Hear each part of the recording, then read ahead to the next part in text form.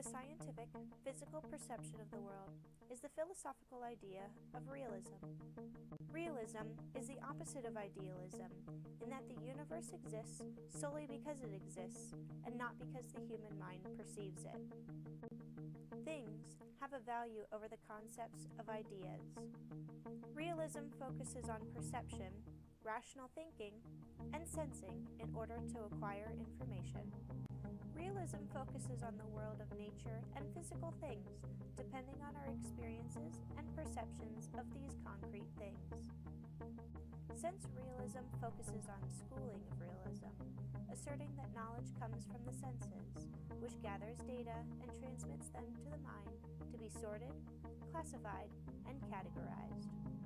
Realists often believe that values come from nature and that schooling is supposed to teach moral and intellectual virtue, helping students know and arrive at the causes of things in the natural world.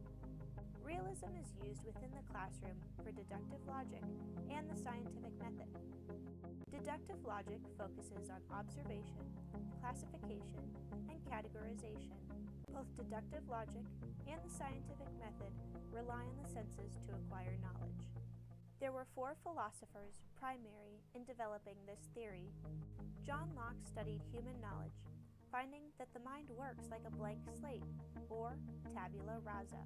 He said that there are no such things as innate ideas. We come into this world with a mind like a blank slate. Jean-Jacques Rousseau was a French philosopher known for his political and educational theories. He worked with Pestalozzi, a Swiss educator, to make a profound influence on the progressive education and realism, focusing on child-centered philosophies.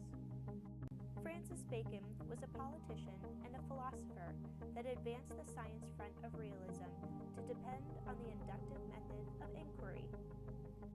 Above all, Aristotle is considered the father of realism.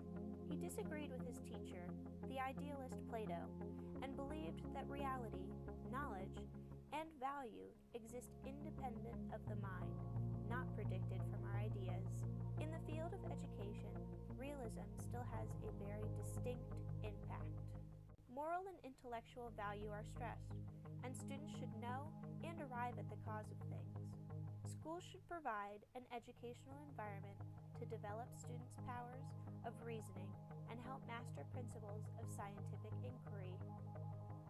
Instructions should focus on natural laws and emphasize basics of math, science, language, literature, and history.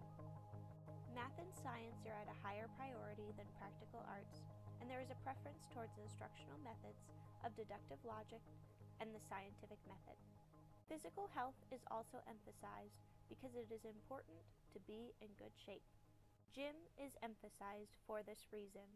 Foreign language is emphasized for communication skills, and manual trade is also important. Content is determined by those who have authority or are experts.